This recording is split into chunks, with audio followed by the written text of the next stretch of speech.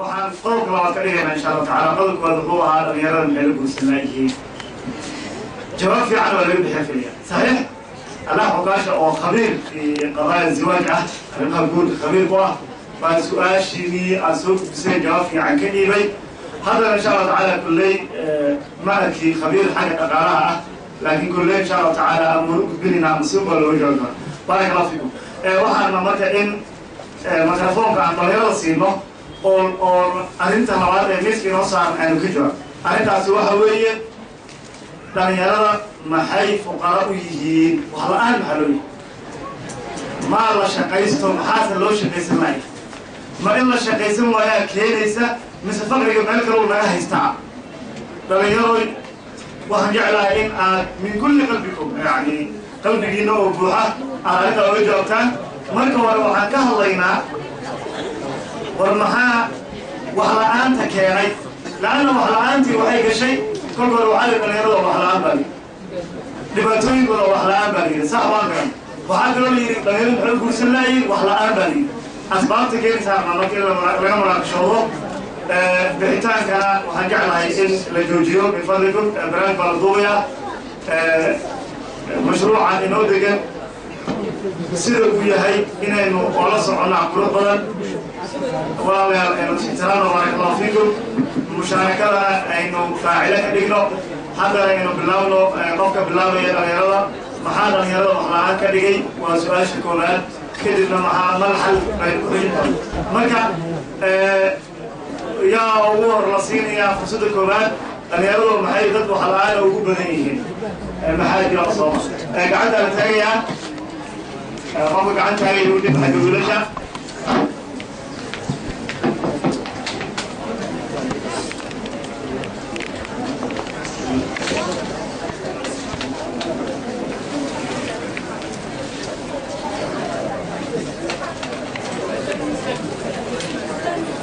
نعم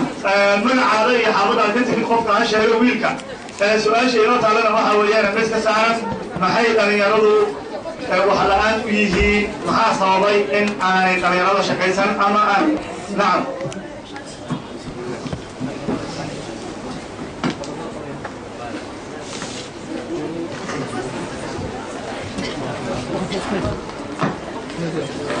ميكروفون قال له كينيا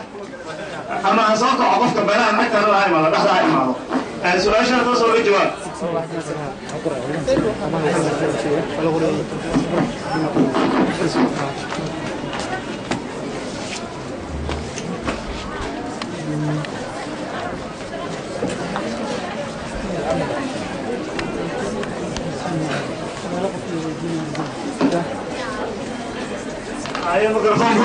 ميكروفون قولي وين كي تاي ما هو يسيني لو تمام ما حاجة لو كيكا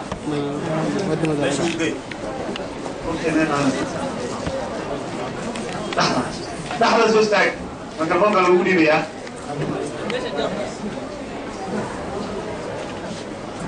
سوي دوشة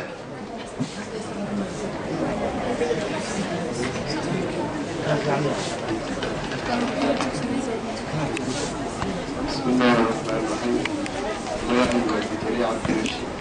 كلمة للسنة الستري. حدان نسكت إن سؤال شاسك جواب واحد هاي. سيدا هراء وشك لبا إسكاشن كي هراء. وفق مركو دليانية هاي. حدون ما نستو. يسويشن أبور والويدين يا بانك حقوقك كان. كوغو مركو واحد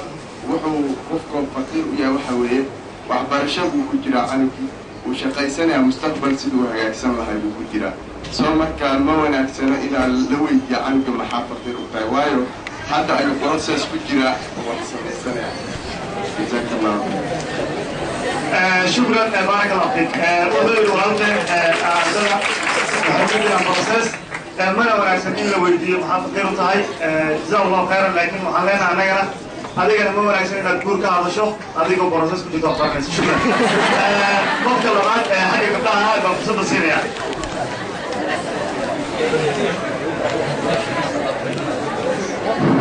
gabadha labaad ka hadlaysa codkeeda ka dhiibanaysa maxay dhalinyaradu wax la-aan inta badan u yihiin fursadda sii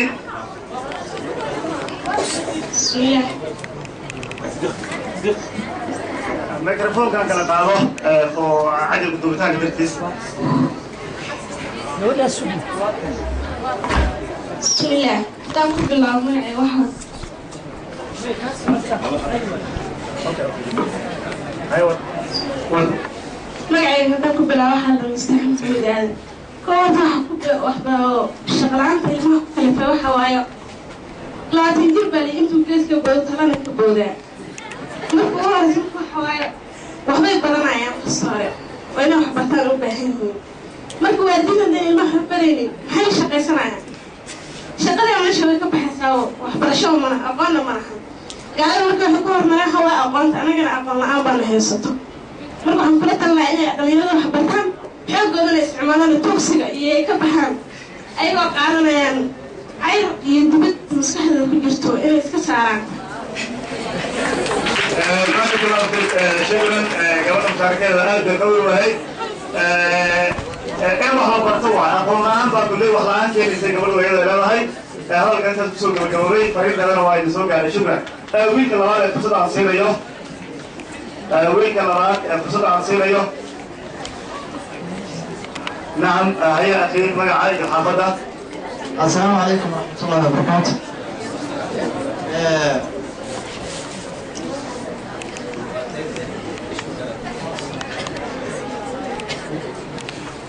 اوكي وقول في عيا هي مقعد وحوي عباس محمد علي وحمس هذا 6 ستريت أنا waxaan dhihi lahaa horta marka laga hadlayo dee dhaqaalaha qofku marka hore hadduu gaaray dee guurkii uu guur soo bandhigo waxa weeye dee wuxuu horta uu guurkii kusoo bandhigay oo ah dee gabadh buu guursanaya horta isagoo dhaqaala haysan dee inuu guursado iyada waa fiicnayn marka qofku dhaqaalada wuxuu ku samaysan karaa dee isagoo aqoon leh aqoon marka leedahay baad dhaqaale samaysan kartaa dad kalena way jiraan iyagoo dee aqoon lahayn inay xamashaan oo ay shaqo samaystaan marka dhaqaale iyada dhalinyarada markuu yar yahay wax dhaqaalo saas u jiro kuma fiicno walahi markuu weynaado ilaa 50 jir meelaha gaaro dhaqaalo ku baahan بارك الله فيك شكرا ما شاء الله laga saaray marka mawduuceena wax lagu sidoodayaa ma jirin maantaya dhalinyaradu waxay leeyihiin wax haysanamo waa meesha ku jirto marka 50 gaarno baa lacag iyo xoolo isku yar haboonta in la yeesho waxaan filayaa taasi inay tahay madkhal wadadii hadduusan qofka isan leeyahin waxaan ku mashquulsanahay waxbarasho laakiin inuu dhaho hadda in la shaqaysto ama in isweydiimo haboona waa madkhal cajs oo in la jiifay dhalinyarada qabaane laga daayo hawshaas ay tahay jazaakum allahu khayran waxaan filayaa asbaabta kaaminada inay jiraan walaalayaal shaqooyin waxna dhalinyarada ay ka heli karaan laakiin ay ka faanacdaan mujtamac soomaalida aan nahay bal arrintaas aan tarkiiska saarno qofka labaadna aan siiya fursadda xagga gabdhaha ah shukran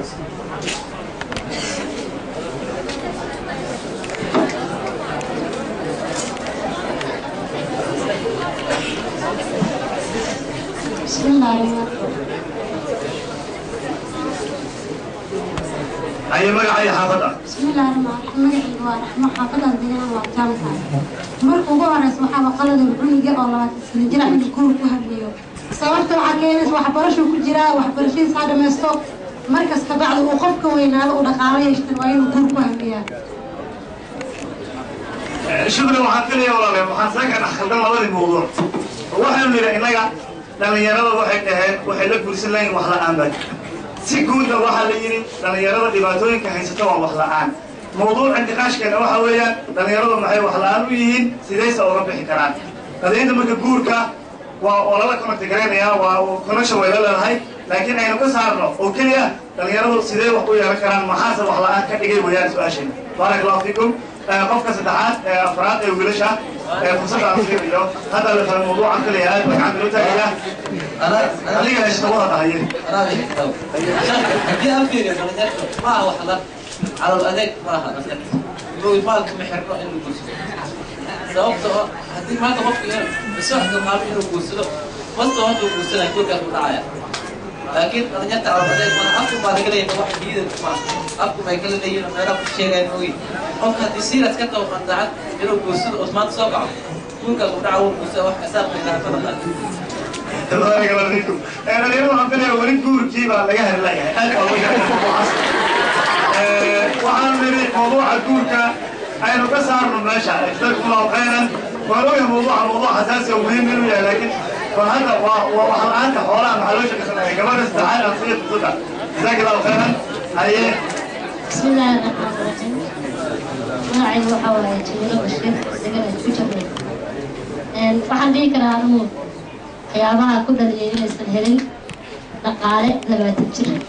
waxa waaye mas'uuliyad la'aan without responsibility waaga hore 5 jir arigu raaci jiray 7 jir talada wax loo dhisan jiray laakiin 20 jir jiifa cidna ku dhimayso markuu aabuhu arko 20 jir ama 15 jir markuu yahay wiilkii wax la qabsan karo reeri wuxuu qaban karo ana nin wax tarayahay laakiin duu guriga u dhex jiro 3 jir oo aan wada qaan gaarin haba lagu maamulay la tahay taas sababtay الله أكبر حكي يا ولا شيء حكي البليش ولا ما صعبني لا أنا غالك ما أحكي لكن وحكي يا عارف تاسي وحقيقة الدكتور ولا شيء لا شيء كي جزاه الله خير الجزاء سيدو كلامنا عكرنا هنا العلو والكتايو قلنا ويدين شيء من بعد أمن صراحة من بين قراء إسلام الليلة وحقول الولا لو شيخ وهذه غير بالله هاي محل ناشن أب نغرب عنسا وهذا هو إسلامتي ده أفضل صعب لو ذكرت عيسى مرة هذا من نطق وين سحران ولا شو كذا معها لكن ما صوت كتر الله شكرا لك يا ذكرنا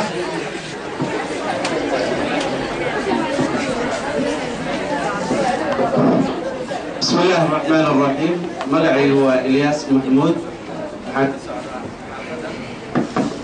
حتصل على حافظة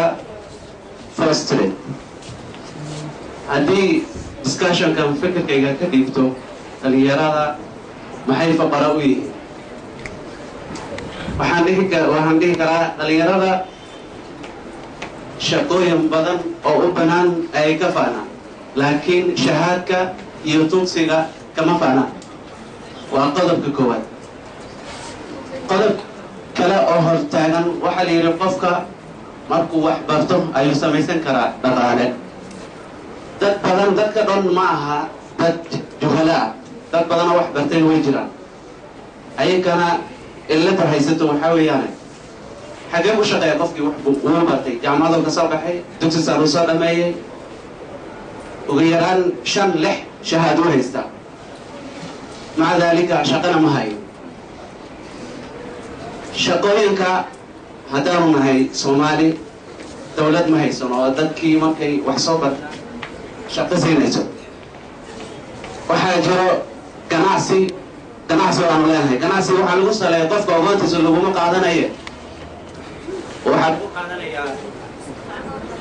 qabyaalad waxaa jiro shirkad badan oo Soomaalida ay leedahay oo meelahan yani ku laakiin dadka waxaa lagu qaataa qabyaalada iyo inaadeernimada taasna waa dhibaatada hortaagan dadkii wax soo bartay marka waxaan dhihi lahaa qofkii wax aan soo baran shaqada haddaysan xaaraam ahayn way ku banaan tahay shaqayso asxaabu rasuulillahi sala allahu calayhi wasalam shaqa kama faani jiren shaqada qoriyo soo guri jireen oo way xamaalin jireen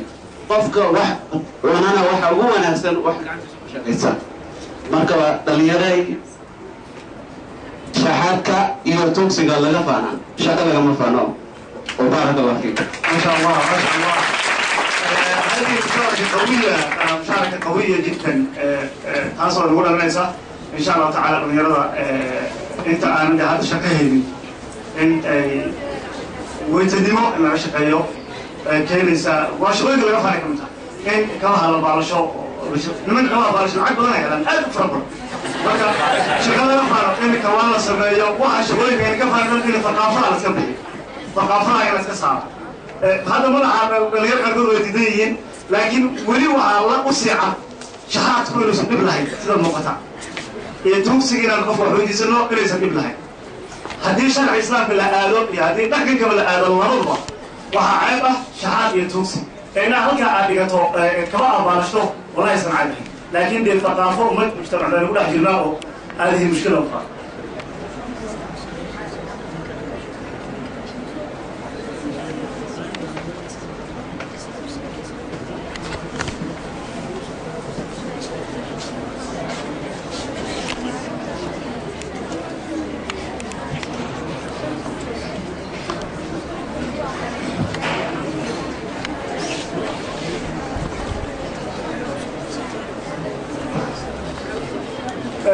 runtii wuxuu ugu baraarujiyey sacabka in la iska dhaafo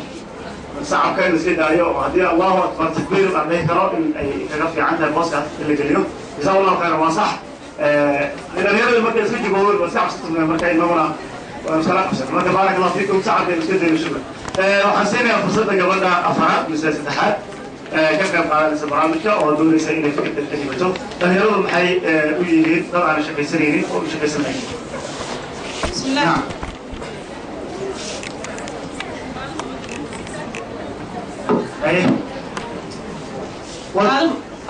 6 Street aniga teeda hadda ka hadlo waxay tahay dhalinyarada wax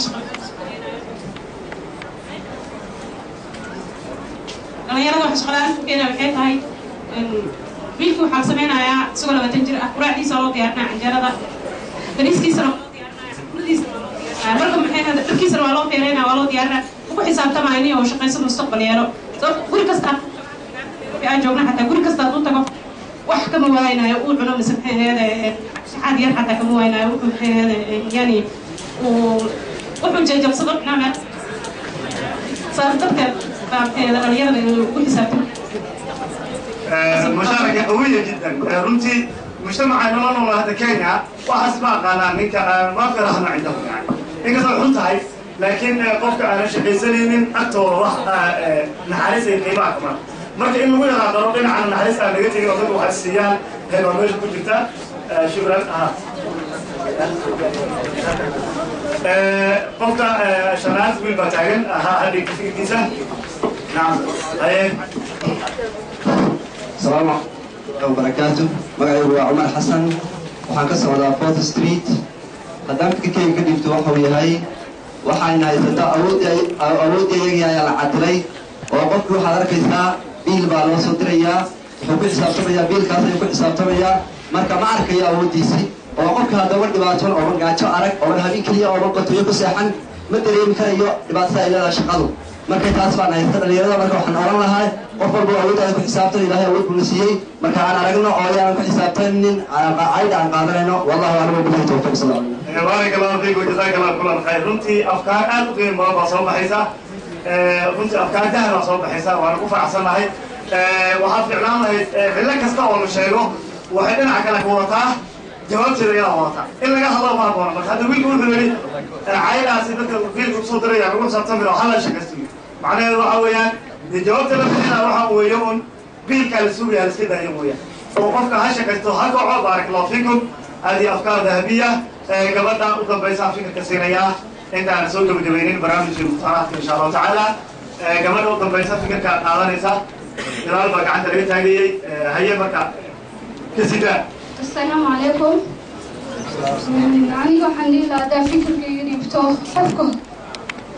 ما يعني عشان مساحة عبد الله ذكر 12 ستريت. هذا أنا فكرة يبتو حني لا قفك marka horeba hadduu hab leeyahay oo uu markuu wax barto uu ku xisaabtamayo inuu intuu wax barto haddana mustaqbal yeesho u shaqaysto laakiin anaka dhan waxaan ugu jirta inaan hab leysna marka wax barana waxaa laga yaabaa inay dib haddana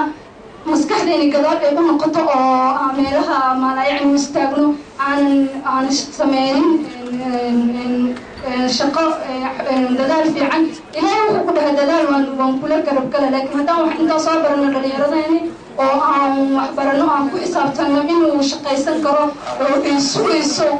mustaqbal ilmo marka wuu samayn karaa laakiin gadaal yuuna u noqona dheeraani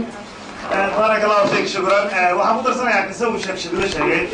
نوشك هي معلومه هذه ما كان هنا جامعه المدينه كليه الحديث يعودوا للنبا يمي مثلا امريكا معاه تخرج مثلا جراديويشن اسمه مركز عضو الشيخ محمود فنانين الصوماليات كانوا معنا فنانين وكليه حديث ومتخصص بحديث النبوي الشريف وهو لنا فنانين الصوماليات كانوا معنا كسب دوري وامحي خطرتها ما رأينا عدك من كملة تانكينا عن جروح يا خلاص وعليك حديث برني ويا يعني أول واحد قلت له مسوحة ويا قف يسوي حتى وحضرنا يا وجمعنا بيني يعطوكم فكرة إنه تبنى وتروح أنا ذهب ومن نفل يا ولدي معاك أنا وحده ويري إيه أو سامي يا جلاس لحادث الشناع وحده ويري ويا ماشي وحاكو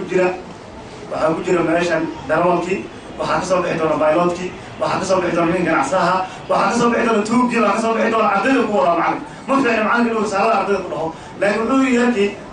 markii muddo laga soo wareegaan magaalada gaarisa waxaan arku yidhi nin laiskugu imaaday oo tuug welle misir leh la garaacayo oo dhulka jiifo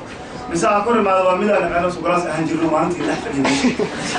yani qofki isagoo galaas dhex fadhiya hadduu ku fikiro inuu tuug looho ama uu nolosha ka dhaxo ama uusan ku fikirin inuu shaqaysto hataa yani waa arrin kaaran waa marka gabadha waxay tiri hadda markaynu aan wax baranayno aynu kusii fikirno inaynu shaqaysano oo aynu meesha ka kacno walaalayaal muhiimadda ugu kood waxaa weeyaan dhiirinaanta waa qofka inuu dhiirinaado cabsida inta iska saaro hadday shaqo tahay inuu shaqadii inuu galo haddaadan khasaaran naag jaynisa waxay tiri waa layidhi fikri bay keentay yani waxay ka hadlaysay businesska sida loo sameeya ka hadlaysay waxay tiri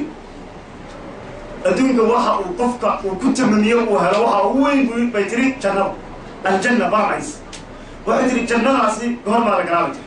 laana adyaanta oo dhan yuhuud waxay leeyihin jannaan gelinaa nasaara waxay leeyihin jannaan gelinaa annagana waxaan leeyihin jannaan gelinaa laakiin jannadaasi goor baa la wada gelaya mudad baa aaminsan adduunka jannada loogu imaanay bas marka dhinta kadib okay wixii ugu wanaagsanaa muxuu imaanayaa marka aad la kulanto waxa loogu cabsi badanya oo ah dhimashada kadib waxay tiri markaa rabto inaad guul gaadho oo waxa ugu fiican aad hesho waana inaad u diyaargarowdo waxa ugu xun ugu dhibka badan inaad horta madaxa aad gasho waad khasaari waad rafaadi waa lagugu qusli adoo meel ordayso oo waxaan samaysana kuwa ka hormaanayaan onaas daalinayno meesha waxba kaama jiraan lagu dhihi waxaasoo dhan aada fiirinin oo hay oga socoto oo shaqaysato baarlaxaas waxaa arkay meel ay ku baran tahay mithaal ama xikmad ingiriis oo dhahaysa xoolaha waxaa hela qofka aadka u shaqeeya haddaba fiiriya dadka nolosha sameeyey dadaalka badan waa dadka five kaca ee aan hurdada ku laadanin yani waqtigooda u nanaagsan yahay ee nasashada ay ku yartahay orda inta badan dadka guusha gaar waa dadkaas marka waxaynu u baahanay dhalinyaro in aanan la jiifsanin ninka wax baranayana waxbarashadiisa inuu meel ka keeno ninka shaqaysanayana shaqadaasi inuu ilaahay ajir oga raadsado oo mustaqbal fiican ilaahay oga raadsado shaqadaasi uu ku dadaalo amni horena ugu kaco waxaan jeclaan lahaa ugu dambayntii insha allahu tacaala inaan baraarujiyo hadduu ilaa yidhaahdo isbuuca soo socda muxaadaraadkii garab socday duruusta wax baan ka bedelay bisabab waqtigii duruusta oo yaraaday iyo duruustii oo isku noqday cariiri dartood marka waxaynu u badan doonaa duruus oo keliya sabtida insha allahu tacaala dersi basaa la qaadanayaa ardayda waxaan ka codsanaynaa dersiga inay soo diyaariyaan dersiga horena inay kusoo talagalaan waana dhammayn doonaa duruusta inta ka hadhay sabtida insha allahu tacaala axaddana kooxyada way kala wareegayaan oo duruusta macallimiinta kale ayaa imaan doona biidnillahi alkariim waxaan rajaynayaa in la soo dadaalo اسبوع بنا يلا هذا اسبوع ظهري لا اسبوع ظهري بارك الله فيكم وحنا اديكم هذا ماشينا iyo dadaalka aad muujinaysaa waxaan ilaahay ka baryaynaa inuu dambiga dhaafo sida meesha uu qornay inuu ilaahay jannada lagu kulmiyo maca sidiiqiina wa shuhadaai wa saalixiina wa xasanu ulaa'ika rafiiqa wabillahi tawfiiq gabdhaha ayaa horta hayo wiilasha ayaana dambeynaya wabaaraka allah